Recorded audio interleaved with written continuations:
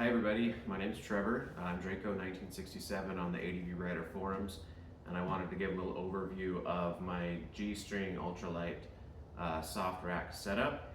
If you came to this video looking for other G-string options, this is the wrong one. I use 7/64 amp steel rope daisy chains at about 1.5 inches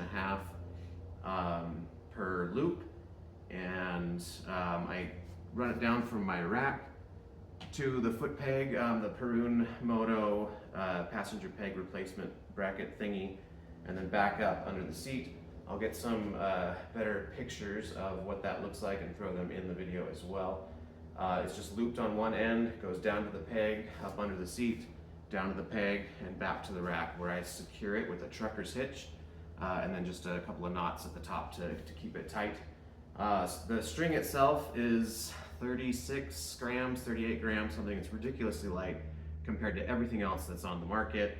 And it's pretty easy to do it yourself. It just takes some time and some practice to get the splices right, but it's really easy to do.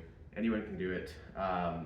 Cutting the line, just a very sharp razor blade on a flat, hard surface. Cut it with great gusto, it'll be fine. Your normal scissors, even like fancy fabric scissors, won't do a great job. Really sharp razor blade on a cutting board or wood block or something.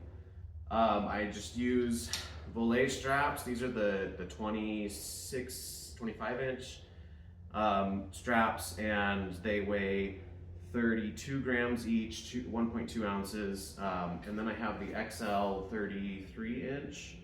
And those weigh 64 grams, 2.3 ounces. The larger ones I usually use for my tail bag, although if you have a larger side bag, you may need those XLs for that. This is just one of my 10-liter bags in Ultra 800 fabric. The bag itself weighs about 300 grams, 320, something like that. Very lightweight, very robust. These have been down many times, mostly in the sand, some rocky stuff. The worst that's happened is just a few little punctures that are repaired with some PSA tape that's designed for sealing the seams of these bags. They've been great. I have some larger sizes as well. Most of the time in the summer for me, I can pack 2 of these plus a little 15 to 20 liter tail bag depending on what weather I'm expecting to hit. And that's my luggage setup, and it's very lightweight, very robust, very easy to deal with. I'll get some close-ups of the luggage mounting here.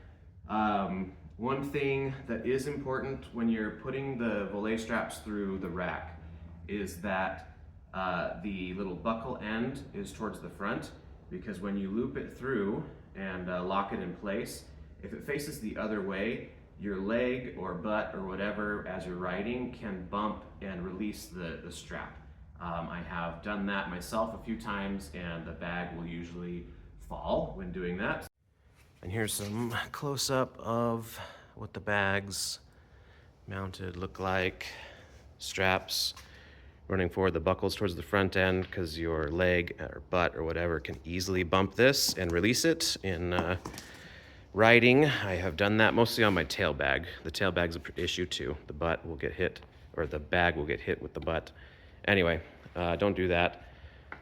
Here is where the trucker's hitch is. I run it through the topmost loop of my setup, run it up and back down. You can find videos on how that loop should run. Just pull it tight, it locks itself. Even with the Dyneema, it locks pretty well. If this gets bumped after, like before you get a security knot on there, then it can break loose. But even with riding hard, it's never really come loose on me after that initial break-in. It has to be tightened up once when it's brand new, and then retightened again after it kind of settles, and then it's good to go after that. Under the seat here, it just runs up over the plastic. Let me pop the seat off. Okay, get the seat off. You can see, just runs over the plastic. I did cut a little notch, and that helps keep it in place. I'm thinking of changing it up and running it like Mountain Dog has, where it's the triangle is the opposite direction. He says he gets a lot more stability out of that. I may give that a go, since most of the stability issues are with the lower portion of the bag bouncing and this narrow here. I've also seen the volet straps that are rack straps that just hook here and then go around the bag. And a couple people have reported that that's pretty secure too. Gives more stability as it tensions the rack outward. All right, you get to check out my awesome socks and sandals today. Just wanted to show how the bags look when sitting on the bike. These, again, are the smaller 10-liter bags. I do have room, a little bit of room on with the heel there. With my boots on, of course, there's sometimes it touches. These are actually a little bit lower than I normally have them mounted. I just wanted to quickly put them up there so you can see.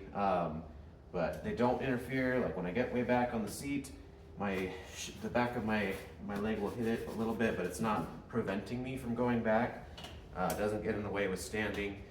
There is a little bit of up and down bounce, but it's really not anything I've been concerned about. Never had issues with the bags coming loose or working loose on the rack. On my trusty 690, it's been a great setup. I've been very happy with it for the last year. I had it on my Dirt Ninja before, and it was good too. It was a little trickier because there were no plastics for the rack to rest again, so it took a little bit more effort to get that working. But it's just a very easily customizable setup, easy to make yourself, pretty low budget as far as the AM steel goes. Even the bags, like I make these bags, I sell these bags and people ask me for them.